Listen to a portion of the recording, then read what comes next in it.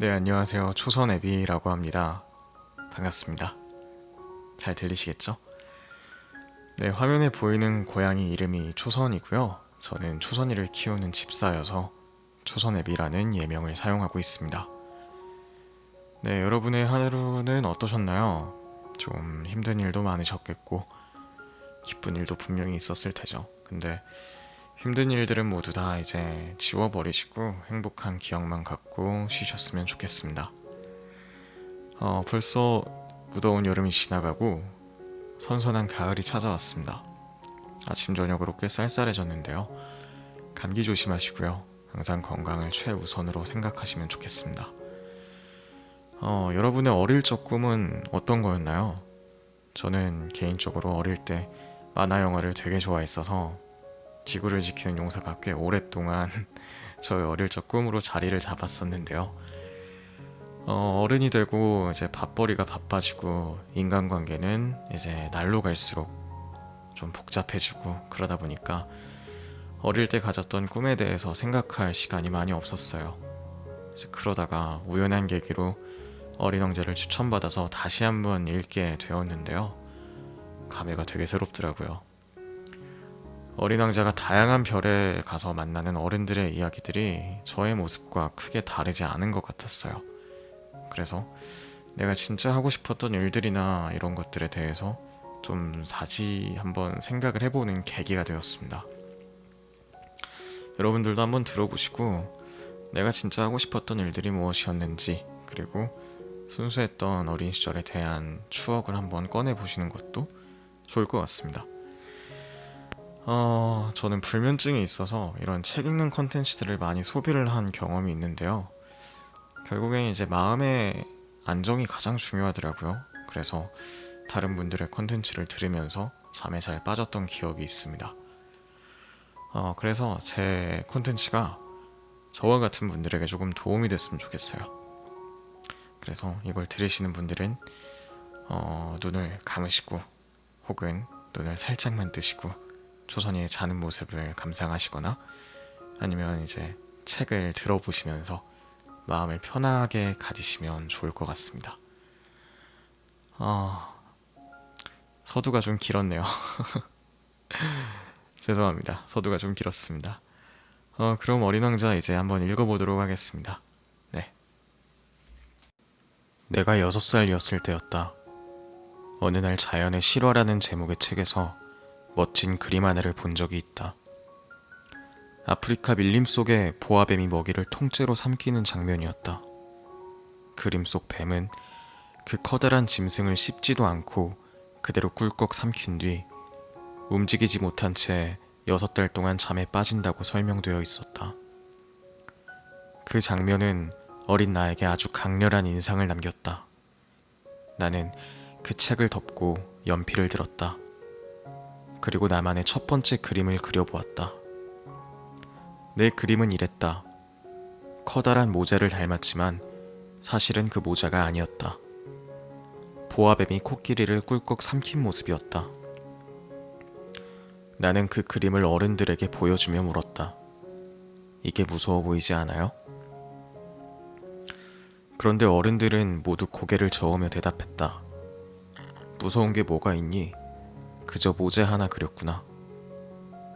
나는 어른들이 내 그림을 알아보지 못한다는 사실에 실망했다. 그래서 나는 그림을 좀 더 자세히 그려야겠다고 생각했다. 보아뱀의 속을 그려서 그 안에 코끼리가 들어있는 모습을 보여주었던 것이다. 이게 내가 그린 두 번째 그림이었다. 하지만 어른들은 여전히 흥미를 보이지 않았다. 코끼리건 보아뱀이건 간에 그런 걸로 시간 낭비하지 말고 차라리 지리 공부나 역사 공부나 산수, 문법 같은 걸 해라. 그 순간부터 나는 화가의 꿈을 접어야 했다. 6살의 나는 내 길을 멈췄다. 내 그림을 이해해주는 어른은 아무도 없었다. 그 대신 나는 다른 길을 선택했다. 비행사가 되기로 한 것이다. 세상 곳곳을 여행하며 하늘을 날았다. 내가 지나는 나라, 내가 스쳐간 도시들. 나는 그때마다 수많은 사람들을 만날 수 있었다. 그러면서도 늘 마음 한구석에는 내 첫 그림을 이해해줄 단 한 사람을 기다리고 있었다. 사람을 만날 때마다 나는 조심스럽게 시험을 했다. 내 첫 번째 그림을 꺼내 보여주는 것이다. 이게 뭐처럼 보이세요? 하고. 어른들은 언제나 대답했다. 모자 잤니? 그럴 때마다 나는 더 이상 그림 이야기를 꺼내지 않았다. 보아뱀도, 밀림도, 별도, 꿈도. 나는 그저 어른들의 눈높이에 맞춰서 이야기했다. 정치 이야기, 넥타이 이야기, 주식 이야기 같은 것들 말이다. 그러면 어른들은 나를 아주 현명한 사람이라고 여겼다.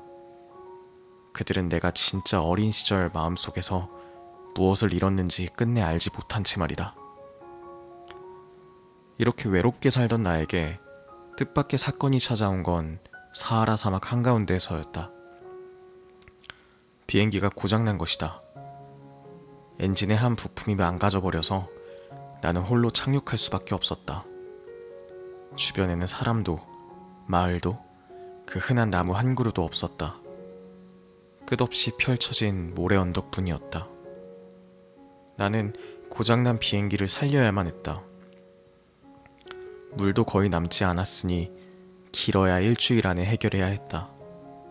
도움도 동행도 없는 완전한 고독 속에서 나는 필사적으로 엔진을 분해하고 고쳐야 했다. 그렇게 첫날 밤을 보내고 별빛만이 나를 위로하던 그때 아침 햇살과 함께 아주 희한한 목소리가 들려왔다.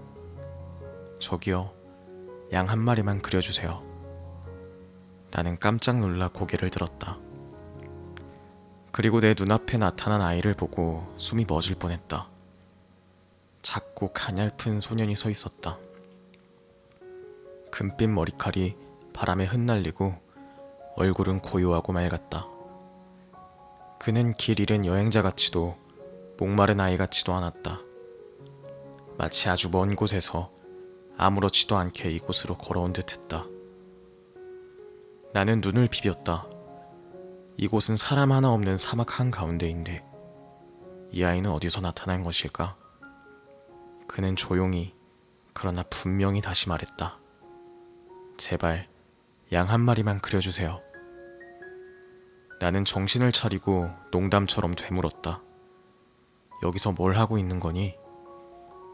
하지만 그는 질문에 대답하지 않았다. 다만 예의 바르고 단호하게 부탁을 반복했다. 부탁이에요. 양을 그려주세요. 나는 할 수 없이 연필과 종이를 꺼냈다. 그런데 내가 원래 그려본 건 보아뱀 그림뿐이었다. 그래서 습관처럼 첫 번째 그림을 꺼내 보여주었다. 겉에서 보면 모자처럼 보이지만 사실은 보아뱀이 코끼리를 삼킨 그림 말이다. 소녀는 고개를 저었다. 아니에요. 전 보아뱀 속에 있는 코끼리는 필요 없어요. 보아뱀은 무서우니까. 코끼리는 너무 커서 제 별에 두고 살 수도 없고요. 저한테는 그냥 양이 필요해요. 양을 그려주세요. 나는 조금 쑥스럽게 양을 그려보았다. 그러자 소녀는 그림을 들여다보더니 고개를 저었다. 이건 너무 병든 것 같아요. 다른 걸로 해주세요. 나는 다시 그려보았다. 그러자 소녀는 이번엔 불만스럽게 말했다. 이건 뿔이 있잖아요. 제가 원하는 건 양이지 순양이 아니에요. 나는 점점 짜증이 나기 시작했다. 그러다 급히 네모 상자 하나를 그려서 말했다. 자, 여기 네모 상자 안에 내가 원하는 양이 들어있어. 소녀는 그림을 들여다보다가 천천히 미소 지었다. 그리고 고개를 끄덕이며 속삭였다. 그래요. 바로 이거예요. 제가 원한 게 바로 이거였어요. 이 안에 있는 양은 제가 상상하는 대로 자유로울 수 있거든요. 그 순간 나는 설명할 수 없는 이상한 감정을 느꼈다. 어린 시절에 내 그림을 비웃었던 어른들과 달리 이 소녀는 단번에 내 그림의 비밀을 알아보았고 심지어 상상으로 그림을 완성해내고 있었다. 그날 나는 이 작은 소년이 평범한 아이가 아님을 직감했다. 그는 어쩌면 아주 멀리서 내가 알지 못하는 별에서 온 것일지도 모른다고. 그렇게 해서 나는 아주 천천히, 그러나 분명히 이 아이와 조금씩 가까워지기 시작했다. 사막의 고요 속에서 그는 마치 오래된 친구처럼 자연스레 말을 걸었다. 그리고 나는 그 대화가 얼마나 특별한 것인지 곧 깨닫게 되었다. 그가 제일 먼저 나에게 던진 질문은 이랬다. 양을 그리면 꽃도 먹나요? 나는 잠시 멍해졌다가 대답했다. 양은 풀을 먹지. 그러니까 꽃도 먹을 수 있어. 소년의 얼굴에 순식간에 놀란 기색이 번졌다. 가시가 있는 꽃도요? 그럼 가시가 있든 없든 상관없어. 양이라면 가시까지도 씹어버릴 수 있지.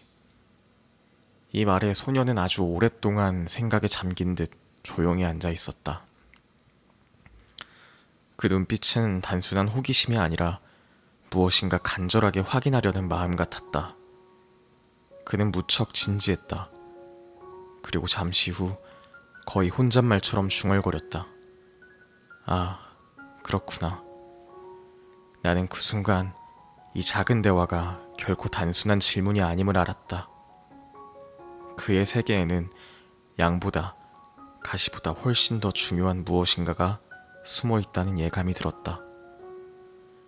나는 일부러 다른 질문을 던졌다. 근데 넌 대체 어디서 온 거니? 이 사막에 어떻게 온 거야? 배도, 차도, 발자국도 없는데. 소녀는 내가 묻는 말에는 대답하지 않았다. 그 대신 마치 내 질문이 전혀 들리지 않는다는 듯 다른 얘기를 꺼냈다. 당신이 그려준 양, 풀을 많이 먹을까요? 그야 내가 키우는 만큼 먹겠지. 내 별은 아주 작거든요. 그의 목소리는 낮고 조심스러웠다. 나는 그제야 비로소 이해하기 시작했다. 이 소녀는 정말로 다른 별에서 온 게 분명했다. 아주 멀리, 나와는 전혀 다른 세계에서. 그의 작은 고백은 내 가슴을 두드렸다. 나는 단순한 비행 고장이 아니라 훨씬 더 놀라운 만남 속에 서 있었다. 소녀는 여전히 내 양그림을 들여다보며 혼잣말처럼 말했다. 내 별이 작으니까 양이 너무 많이 먹으면 큰일이야. 혹시 작은 별에 맞게끔 작은 양으로 바꿀 수 있을까요? 나는 웃으며 그를 안심시켰다. 걱정하지 마. 내가 그려준 상자 안의 양은 아주 작아. 내 별에서도 잘 지낼 수 있을 거야. 그제야 그는 고개를 끄덕이며 안도의 미소를 지었다. 그 미소는 따뜻하고도 이상하게도 내 마음 깊은 곳을 울렸다. 그날 이후 나는 확신했다. 이 작은 소녀는 정말 하늘에서 떨어진 존재라고. 그는 나의 세계를 시험하듯 질문을 던지고 나는 조금씩 그의 비밀에 다가서고 있었다. 나는 조금씩, 그러나 확실히 어린 왕자의 세계에 발을 들여놓고 있었다. 그가 사는 별은 우리가 흔히 생각하는 별과는 전혀 달랐다. 그의 별은 정말이지 집 한 채보다도 작았다. 조그만 테이블 하나 올려둘 수 있을까 싶을 정도로 작은 별. 그래서 그는 언제나 자리에 앉아 고개만 돌리면 하루에도 수십 번이나 해가 지는 걸 볼 수 있다고 했다. 난 해 지는 걸 참 좋아해. 그는 천천히 눈을 내리깔며 속삭였다. 슬플 때면 해 지는 걸 바라보거든. 나는 그 말이 왠지 마음에 남아 며칠 동안 생각했다. 아이들은 흔히 슬프면 울지만 이 작은 별의 아이는 슬프면 해를 바라본다니. 그의 세계는 분명 내 것과는 달랐다. 그러던 중 나는 어린 왕자의 별이 정확히 어떤 별인지 알게 되었다. 천문학자들이 소행성 B612라고 부르는 벽이었다. 처음 그 별을 발견한 사람은 터키의 한 천문학자였다. 그는 큰 망원경으로 작은 별을 관측하고 국제학회에 보고했다. 하지만 안타깝게도 그는 터키 전통 복장을 입고 있었다. 어른들은 겉모습에만 집착하니 그의 연구는 아무도 귀 기울여 듣지 않았다. 그러다가 몇 해 뒤 터키의 지도자가 전 국민에게 서양식 옷차림을 강요했을 때 같은 천문학자가 다시 발표를 했다. 이번엔 모두가 박수를 치며 그의 발견을 인정했다. 어른들이란 정말 이상하다. 별의 크기나 궤도 같은 중요한 것은 뒷전이고 발표자가 어떤 옷을 입었는지만 따지니까. 그래서 이 어린 왕자의 이야기도 나는 어른들이 이해하기 쉽도록 사실들을 정리해서 전해야만 한다는 생각이 들었다. 그렇지 않으면 그들은 결코 진심을 들어주지 않을 테니까. 그들은 늘 몇 살이냐, 집은 얼마냐, 돈은 얼마나 있느냐 이런 것들만 묻는다. 하지만 정말 중요한 건 눈에 보이지 않는 법이다. 나는 마음속으로 이렇게 중얼거렸다. 어른들이란 참 불쌍해. 그러나 나에게는 다행히도 어린 왕자가 남긴 이야기를 이렇게 기록할 수 있는 힘이 있다. 그의 웃음, 그의 눈빛, 그의 별, 그의 장미, 그것들을 하나도 잊지 않기 위해서. 어린 왕자의 별에는 꽃과 양, 그리고 또 하나의 골칫거리가 있었다. 바오밥 나무였다. 바오밥은 처음에 아주 작은 싹으로 돋아난다. 다른 풀들과 크게 다르지 않다. 하지만 한번 뿌리를 내리면 걷잡을 수 없이 커져서 별 전체를 뿌리로 뒤덮어버린다. 작은 별은 순식간에 부서지고 만다. 그래서 어린 왕자는 날마다 아침이면 꼭 해야 하는 일이 있었다. 별에 막 돋아난 바오밥의 싹을 뽑아내는 것. 아직 어릴 때는 쉽지만 조금만 늦어도 별은 금세 위태로워졌다. 이건 아주 단순한 일이야. 하지만 아주 중요한 일이기도 해. 그는 진지하게 내게 말했다. 언젠가 게으른 탓에 바오밥을 내버려 두면 그 별은 끝장이 나버려. 나는 그 설명을 듣고 나서야 그가 왜 이렇게 양을 원했는지 깨달았다. 양이 있으면 잡초도 먹고 바오밥 싹도 먹으니까 그 작은 별의 균형을 지켜줄 수 있는 것이다. 나는 어린 왕자의 말 속에서 그저 별에 관한 이야기를 넘어서 어떤 삶의 교훈을 엿볼 수 있었다. 아주 사소해 보이는 일, 그러나 매일 반복해야만 하는 것들, 그것들이 우리를 지켜준다는 사실 말이다. 어린 왕자는 나직이 웃으며 덧붙였다. 바오밥 이야기를 꼭 사람들에게 알려줘. 이건 내 별에만 해당되는 얘기가 아니거든. 어쩌면 그들의 세상에도 바오밥이 있을지 몰라. 그 순간 나는 고개를 끄덕였다. 그래, 그의 말이 옳았다. 사람들의 마음속에도 자라나면 위험해지는 바오밥 같은 것들이 있지 않은가.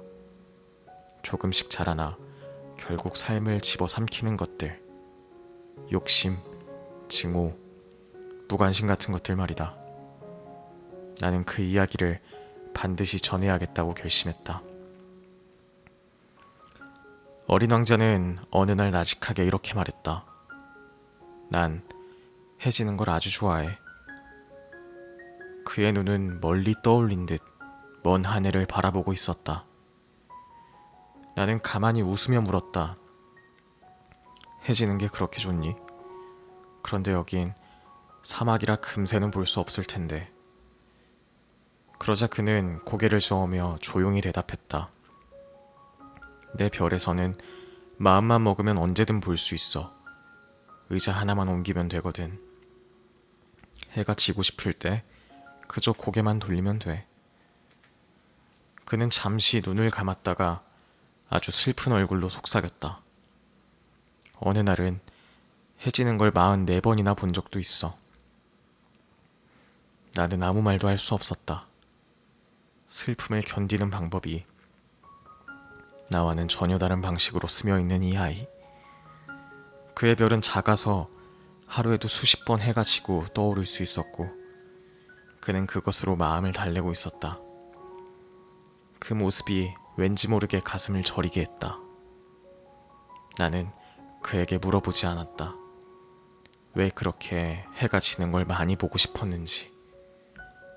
어쩌면 그는 이미 나보다 더 깊은 슬픔을 알고 있었던 건지도 모른다. 며칠째 나는 비행기의 엔진을 고치느라 진땀을 빼고 있었다. 볼트는 풀리지 않았고 물은 점점 줄어들고 있었다. 머릿속은 온통 계산으로 가득했다. 며칠 안에 고치지 못하면 나는 이 사막에서 끝나고 말 것이다. 그런데 어린 왕자는 그런 내 마음을 아는지 모르는지 여전히 양과 꽃에 관한 질문을 이어갔다. 양이 작은 꽃도 먹을까요? 나는 스패너를 움켜쥔 채 대답했다. 그럼 작은 꽃이건 큰 꽃이건 다 먹지. 그는 잠시 망설이다가 물었다. 가시가 있는 꽃도요? 나는 짜증이 치밀어 목소리를 높였다. 가시 같은 건 아무 쓸모도 없어. 꽃은 자기 방어한다고 가시를 달지만 양이 먹기로 마음먹으면 아무 소용 없단 말이야. 난 지금 중요한 문제로 바쁘니까 제발 그런 쓸데없는 질문 좀 그만해. 내 목소리가 사막의 고요를 깨뜨렸다. 그러자 어린 왕자의 얼굴이 하얗게 질렸다. 그는 오랫동안 아무 말도 하지 못했다. 그리고 갑자기 눈물을 글썽이며 떨리는 목소리로 말했다. 넌 정말 그렇게 생각하는 거야? 꽃들이 가시를 갖는 게 아무 의미도 없다고? 내가 지켜야 할 그 꽃도 그렇게 하찮다고 생각하는 거야? 그의 눈에는 맑은 눈물이 뚝뚝 떨어졌다. 나는 얼어붙은 채 그를 바라볼 수밖에 없었다. 고장난 비행기, 나의 목숨, 이성적인 계산 따위보다 훨씬 더 소중한 것이 지금 내 눈앞에서 무너지고 있었다. 그는 두 손으로 얼굴을 가리고 흐느꼈다. 그의 어깨는 작았고 울음은 너무도 조용했다. 그 모습이 내 가슴을 깊이 찔렀다. 그때 깨달았다.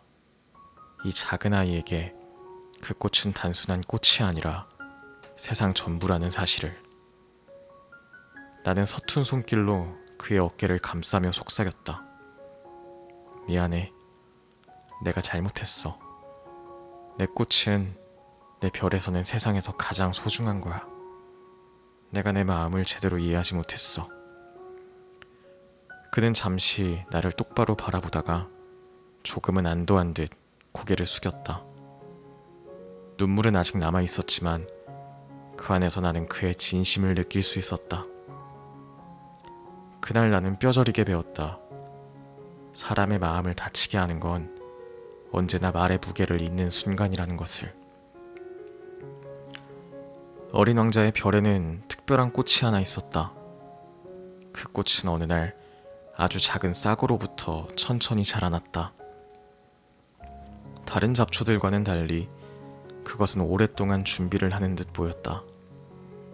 초록빛 봉우리 속에서 무언가 고요하게 꿈틀거렸고 매일 아침 어린 왕자는 그것을 지켜보며 호기심을 감추지 못했다. 그리고 마침내 그날이 왔다. 햇살이 부드럽게 쏟아지던 어느 아침, 봉우리는 천천히 열리기 시작했다. 새로운 꽃잎들이 하나둘 펼쳐지면서 아름답고도 당당한 장미가 모습을 드러냈다. 그 꽃은 하품을 하듯 천천히 입을 열며 말했다. 아, 드디어 깨어났네요. 오랜만에 공기를 마시니 참 상쾌해요. 어린 왕자는 넋을 잃고 꽃을 바라보았다. 그는 이런 존재를 한 번도 본 적이 없었다. 꽃은 너무도 아름다웠고 향기롭고 기품 있었다. 날 잘 돌봐줘야 해요. 꽃은 당연하다는 듯 부탁했다. 바람이 불면 유리 덮개를 씌워주고 추우면 보살펴줘야 해요. 그리고 벌레들은 싫으니까 막아줘야 합니다. 어린 왕자는 순수한 마음으로 최선을 다해 꽃을 돌봤다. 물을 주고 바람을 막고 밤이면 유리 덮개를 씌워주었다. 하지만 꽃은 가끔 허영심 가득한 말을 하곤 했다. 내 가시는 아주 무서운 무기라니까. 넌 날 위해 얼마나 고생을 해야 할지 모를 거야. 어린 왕자는 혼란스러웠다. 사랑스러우면서도 까다롭고 아름다우면서도 제멋대로인 이 꽃을 어떻게 대해야 할지 알 수 없었기 때문이다. 그래서 결국 마음속에는 작은 의심과 서운함이 자라나기 시작했다. 이 꽃은 나를 진심으로 좋아하는 걸까? 아니면 그저 자신만 생각하는 걸까? 그러나 그는 아직 너무 어렸고 사랑이 무엇인지 진심이란 어떤 것인지 알기에 부족했다. 이별은 그렇게 찾아왔다. 어린 왕자는 떠나기로 결심했다. 자신의 별을 떠나 다른 별들을 여행하기로. 아마도 그는 답을 찾고 싶었던 것이다. 꽃이 진짜로 자신을 사랑했는지, 혹은 자신이 괜한 오해를 했던 건지. 출발을 준비하던 그날, 꽃은 처음으로 조금은 다른 목소리로 말했다. 미안해요. 내가 철이 없었나 봐요. 당신을 사랑했는데 표현을 제대로 못했어요. 어린 왕자는 멈춰서서 꽃을 바라보았다. 그토록 당당하고 허영심 많던 꽃이 이제는 부드럽고도 솔직한 눈빛으로 그를 보고 있었다. 난 널 사랑했단다. 꽃은 바람에 흔들리며 조용히 속삭였다. 내가 행복하기를 바래. 내가 보고 싶으면 별빛 속에서 날 떠올리면 돼. 내겐 가시도 있지만 사실 그건 아무 쓸모도 없는 거야. 어린 왕자의 눈가가 젖어들었다. 그러나 그는 끝내 울지 않았다. 그는 꽃을 지켜주고 싶었고 떠나야만 한다는 것을 알았다. 꽃은 마지막으로 말했다. 유리 덮개는 필요 없어. 밤바람을 막고 싶거든. 어쩌면 조금은 추울 테지만 별빛을 보는 게 더 좋아. 어서 가. 주저하지 말고. 난 널 붙잡지 않을 거야. 그 순간 어린 왕자는 알았다. 이 꽃은 허영심 많고 제멋대로였지만 그 모든 속 깊은 곳에는 진짜 마음이 있었다는 것을. 그러나 그는 아직 너무 어렸고 그 마음을 온전히 지켜낼 자신이 없었다. 그래서 그는 작별 인사를 고요히 남기고 세상으로, 다른 별들로 긴 여행길에 오르기로 했다. 어린 왕자가 처음 도착한 별에는 오직 한 사람만이 살고 있었다.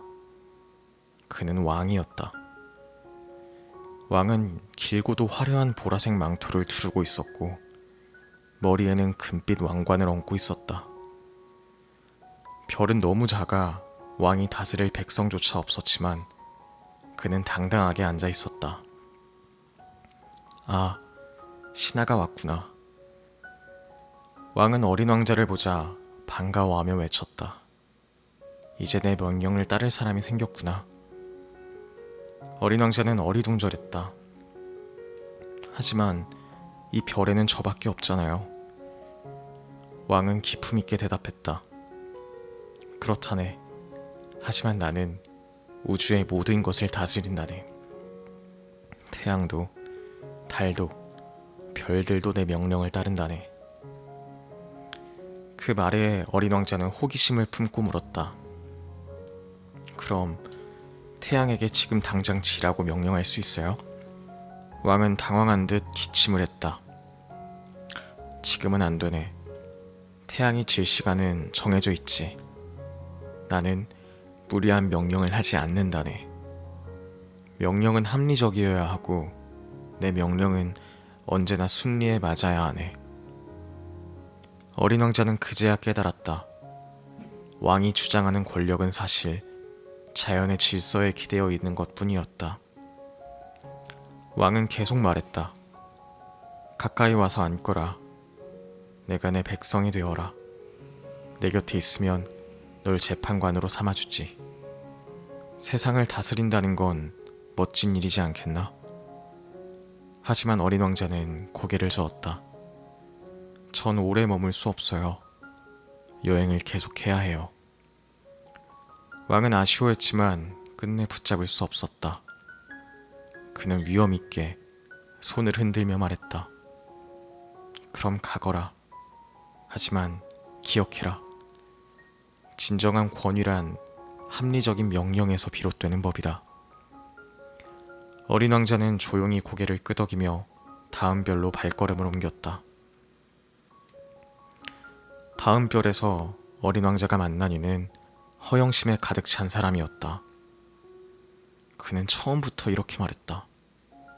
아, 내게 경탄의 박수를 보내주게. 어린 왕자는 깜짝 놀라 물었다. 왜요? 왜라니? 난 세상에서 가장 잘생기고 가장 멋지고 가장 똑똑한 사람이니까. 허영심 많은 사람은 자랑스럽게 고개를 들었다. 어린 왕자는 주위를 둘러봤다. 그러나 별에는 그 사람 혼자뿐이었다. 하지만 여기엔 당신밖에 없잖아요. 그럼 비교할 사람도 없는데 어떻게 그렇게 확신하죠?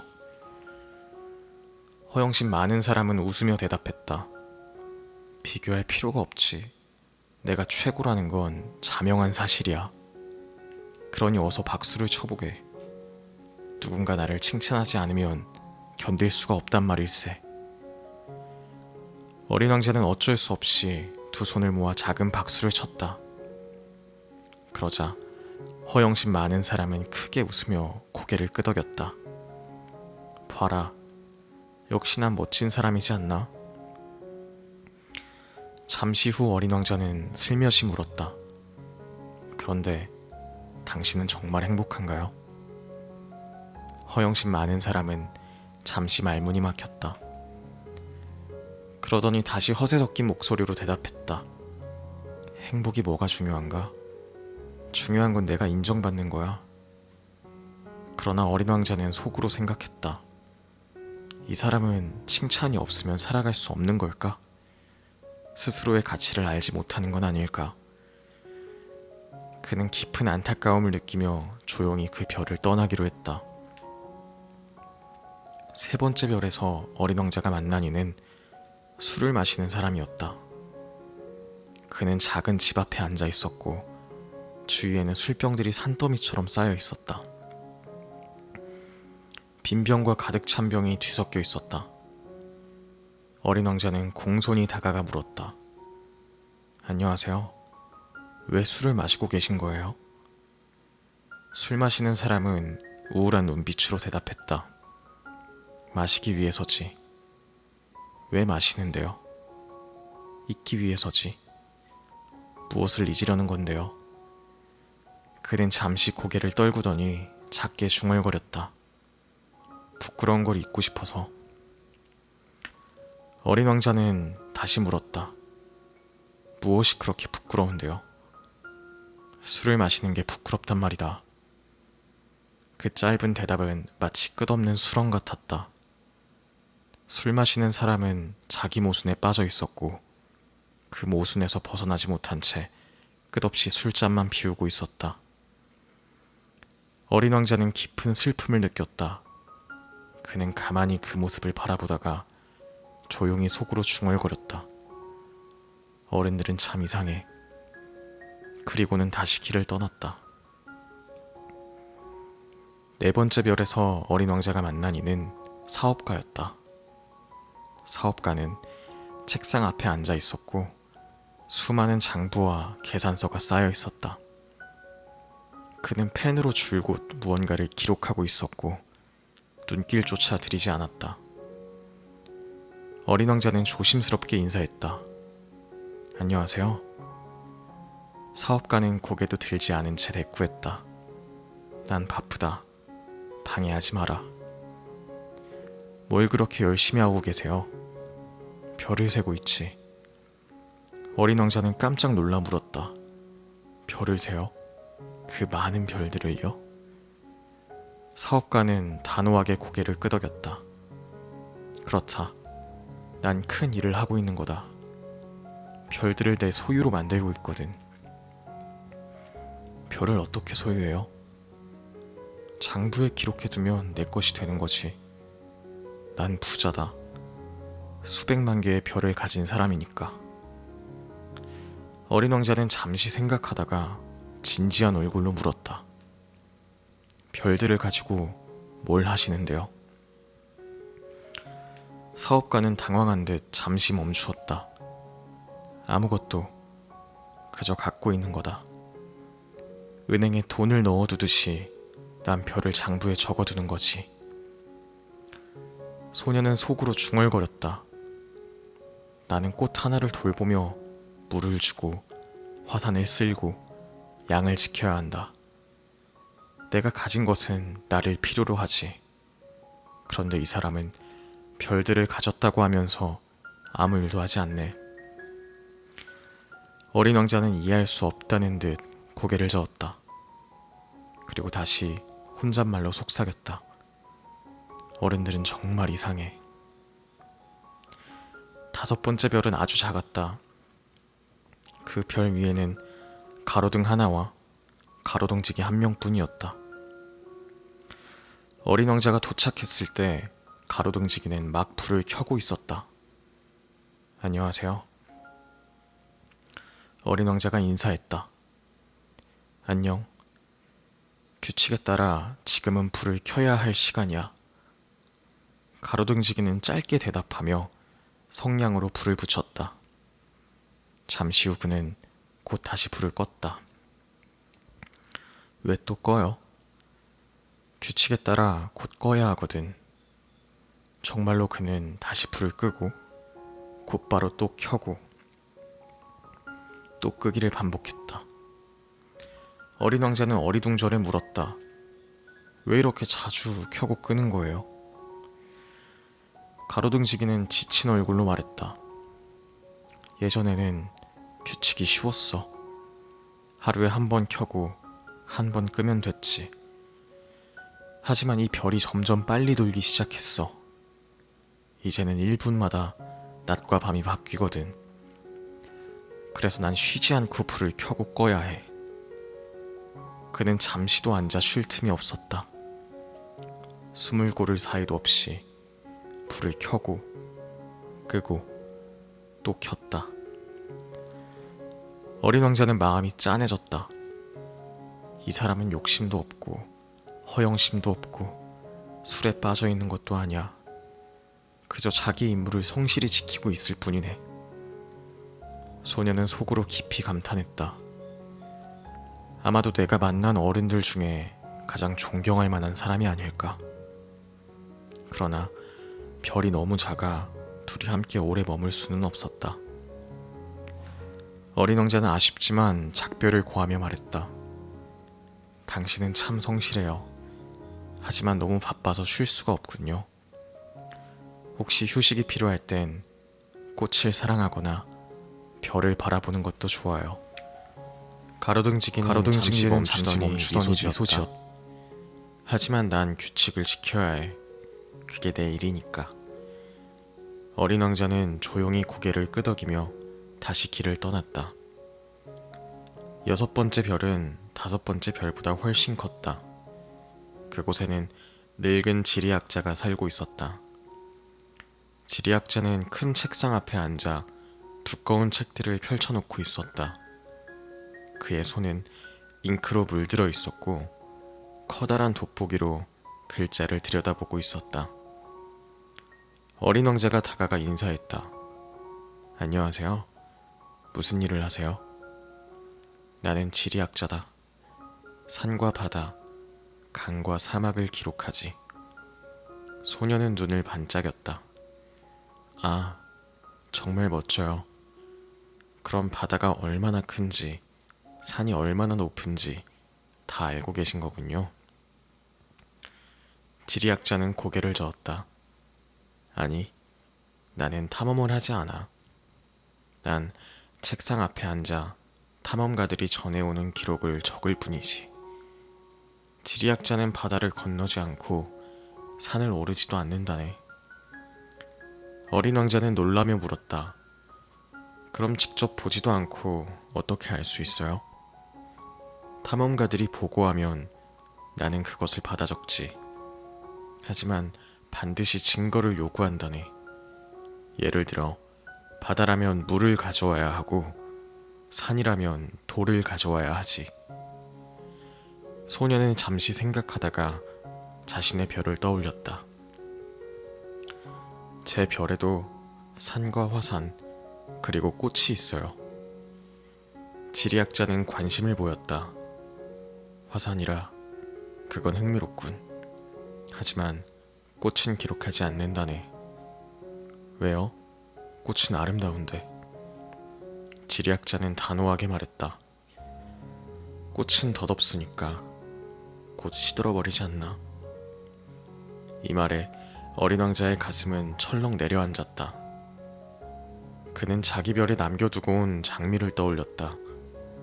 덧없다. 사라질 수 있다. 그 말은 어린 왕자에게 견딜 수 없는 불안이 되었다. 소녀는 잠시 침묵하다가 조용히 물었다.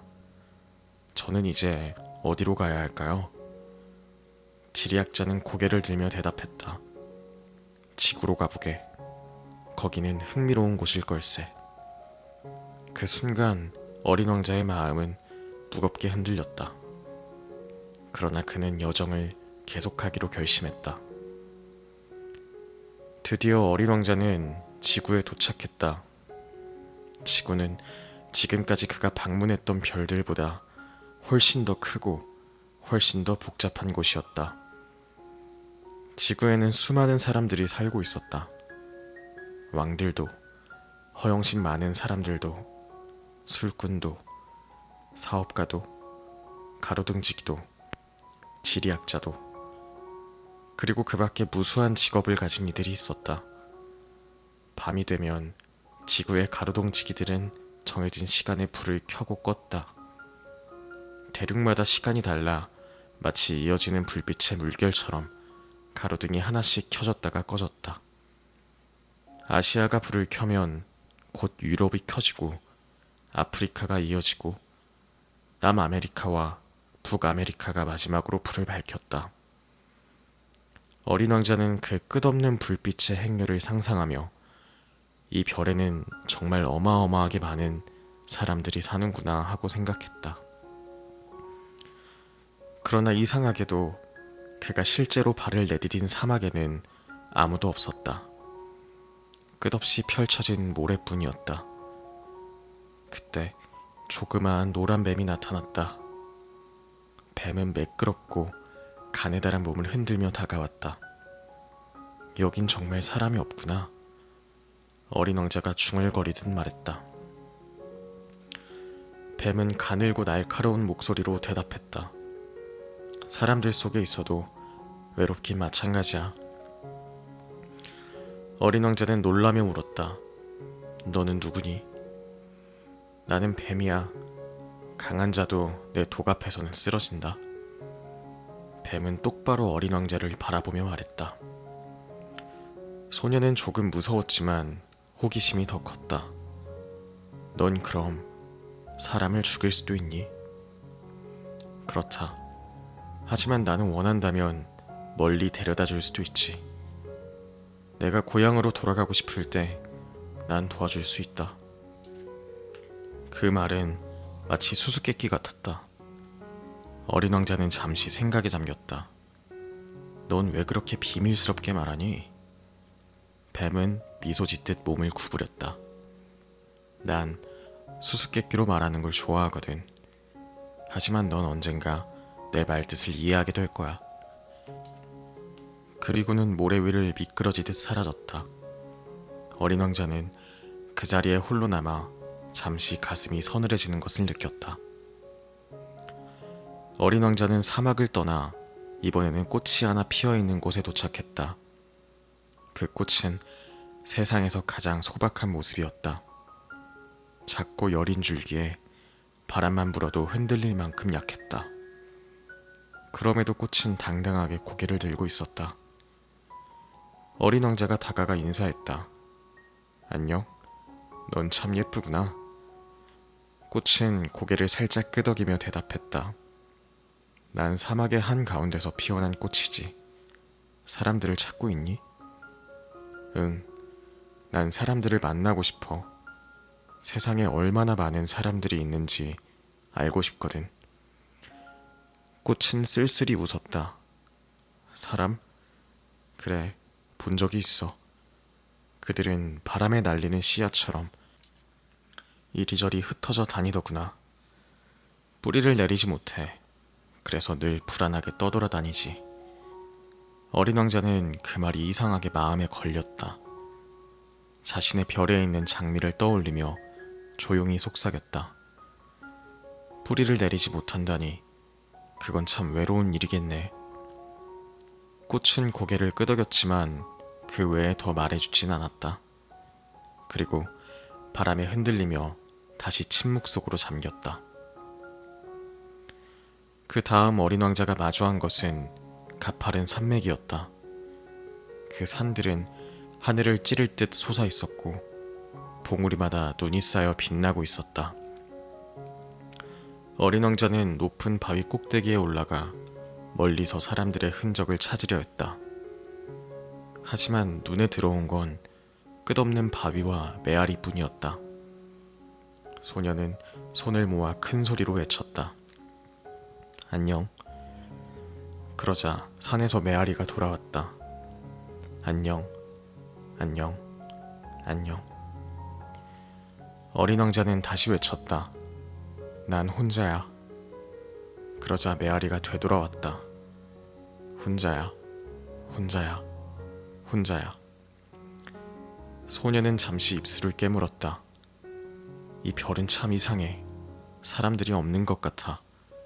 대신 목소리를 흉내내는 메아리만 가득하네. 그는 고개를 떨구며 조용히 중얼거렸다. 내 장미는 먼저 말을 걸어줬는데 사막과 산맥, 메아리뿐인 이곳에서 소녀는 점점 더 깊은 외로움을 느꼈다. 오랜 길 끝에 어린 왕자는 마침내 꽃밭에 도착했다.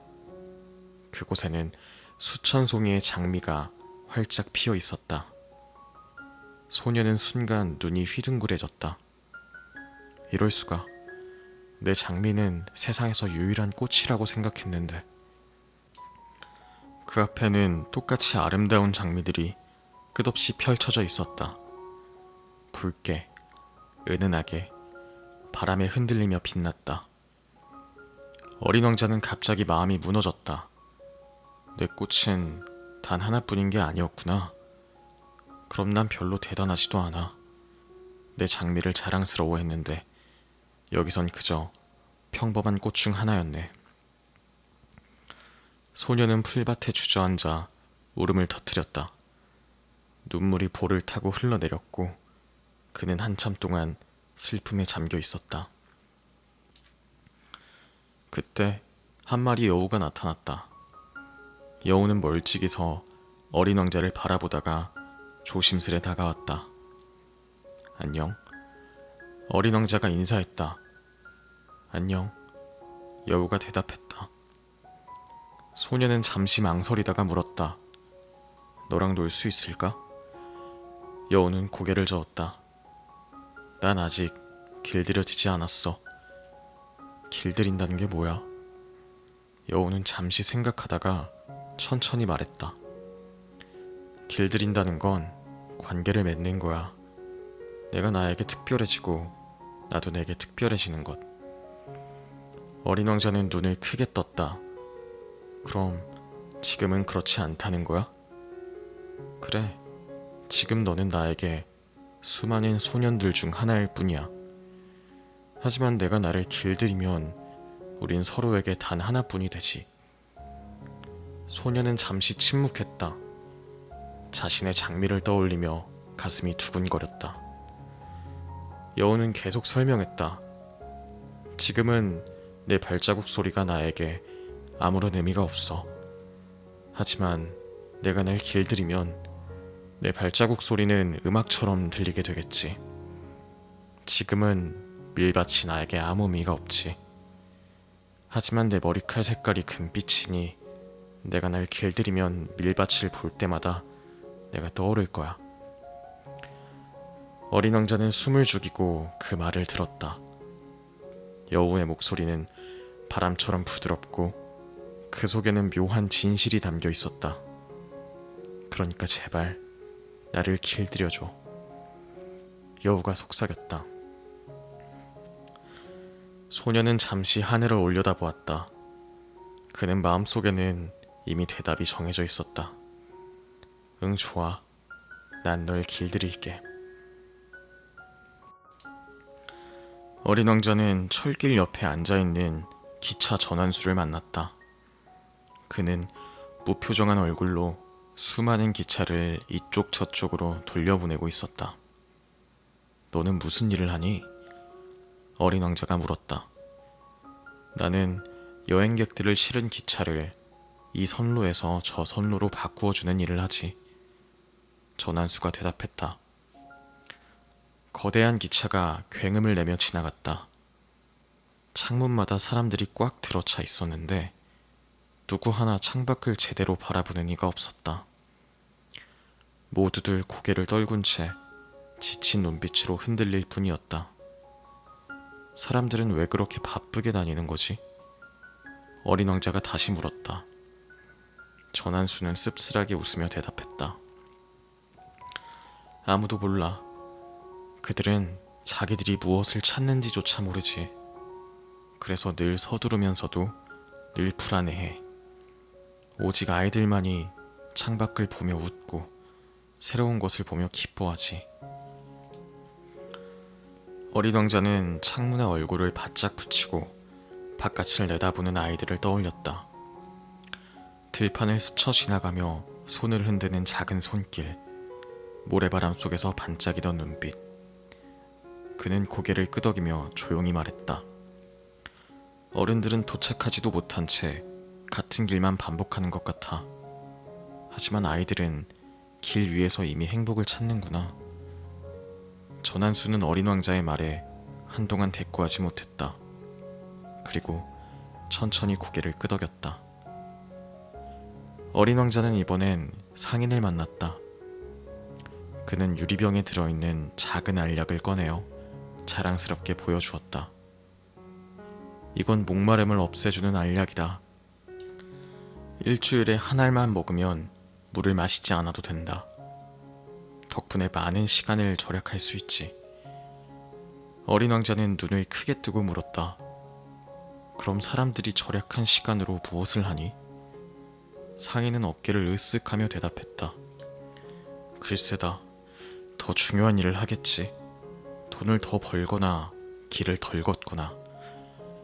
어린 왕자는 고개를 숙이고 잠시 생각하다가 말했다.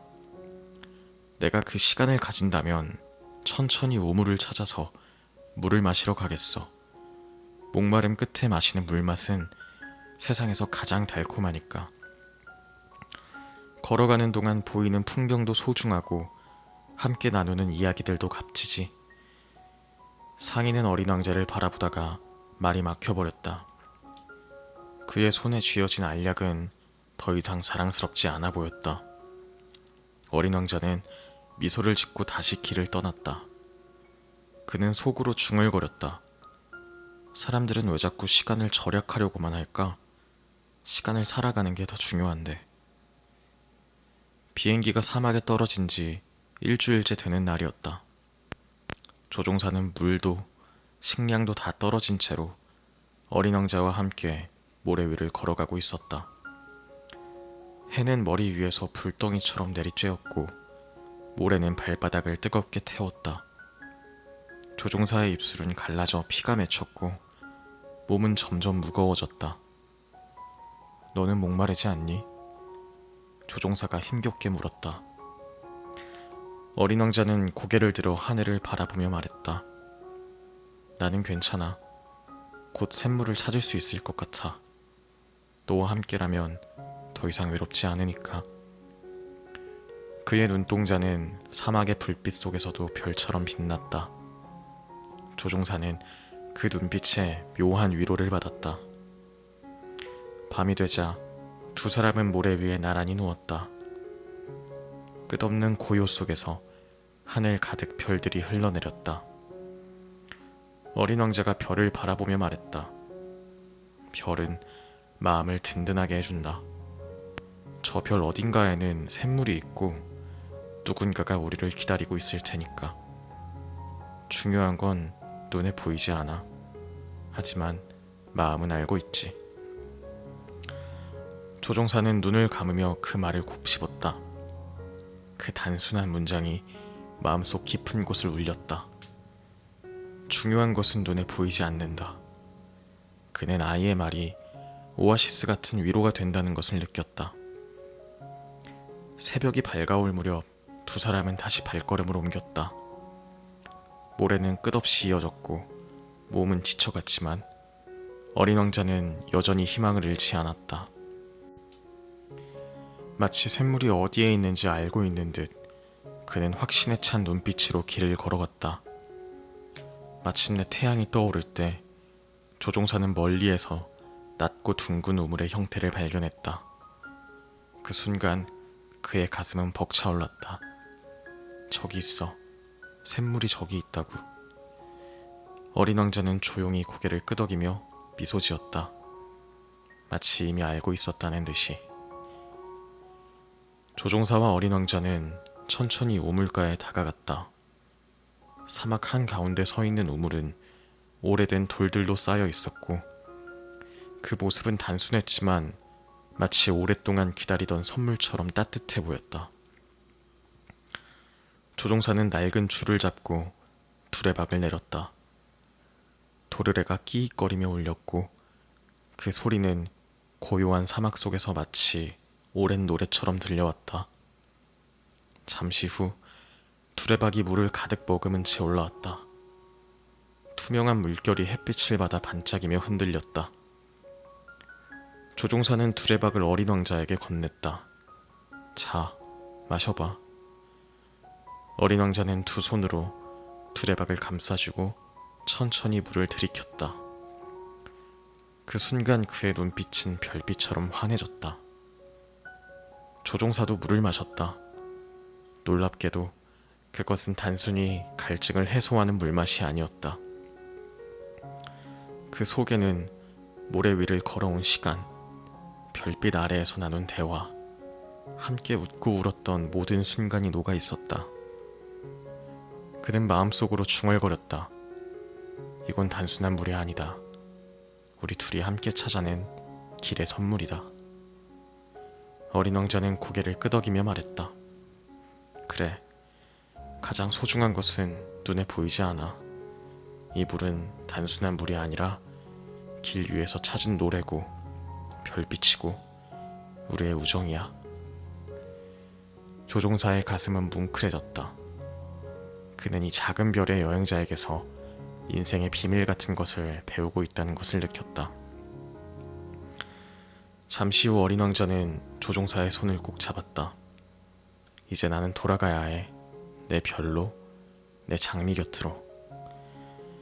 조종사의 마음은 갑자기 서늘해졌다. 그는 어린 왕자를 잃고 싶지 않았다. 그러나 동시에 알고 있었다.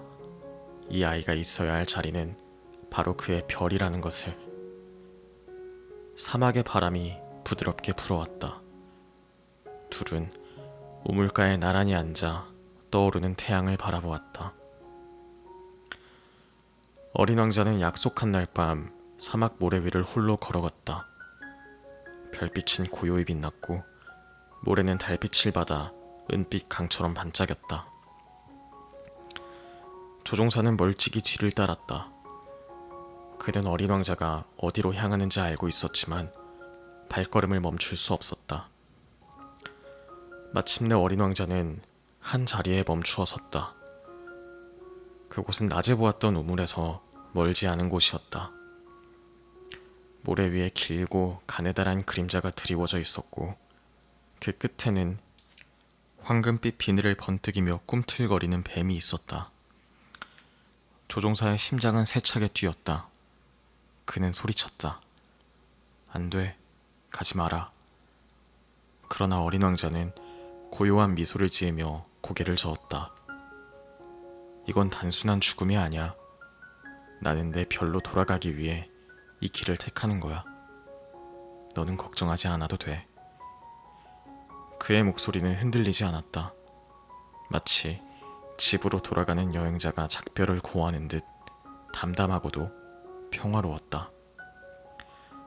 어린 왕자는 조종사에게 한 걸음 다가와 말했다. 나도 내 하늘로 돌아갈 수 있을 거야. 나를 그리워할 때면 별을 바라봐. 별마다 내가 웃는 소리가 담길 거야.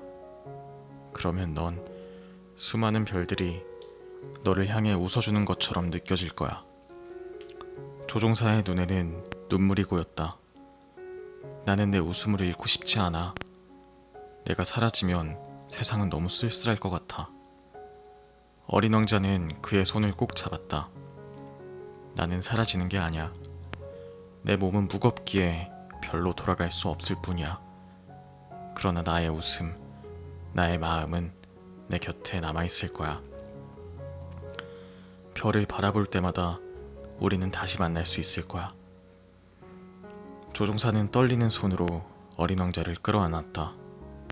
그의 가슴 속에서는 이루 말할 수 없는 슬픔과 따뜻함이 동시에 솟구쳤다. 어린 왕자는 조용히 몸을 돌려 뱀을 바라보았다. 황금빛 뱀은 모래 위에서 고개를 치켜들더니 순식간에 아이의 발목을 스쳤다. 어린 왕자의 몸이 가볍게 흔들렸다. 그러나 그는 울지 않았다. 그는 마치 잠든 듯 고요한 얼굴로 모래 위에 누웠다. 그의 머리카락은 별빛을 받아 금빛으로 빛났고 그의 숨결은 한순간 따뜻하게 머물다 사라졌다. 조종사는 그 곁에 무릎 꿇고 앉아 한참 동안 움직이지 못했다. 사막은 침묵했고 오직 하늘의 별들만이 빛나며 그 장면을 지켜보고 있었다.